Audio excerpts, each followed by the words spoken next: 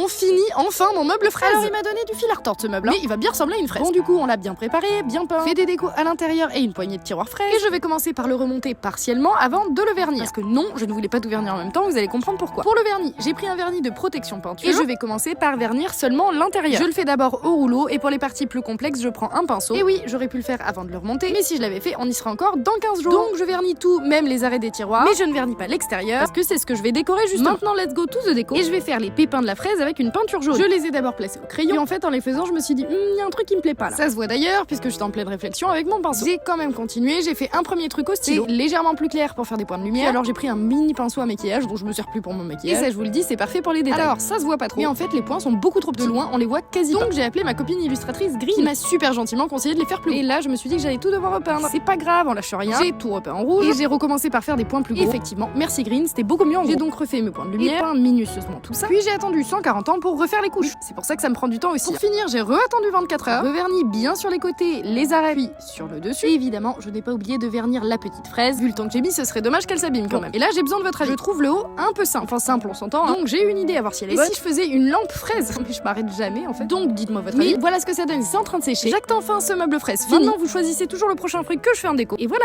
des bisous.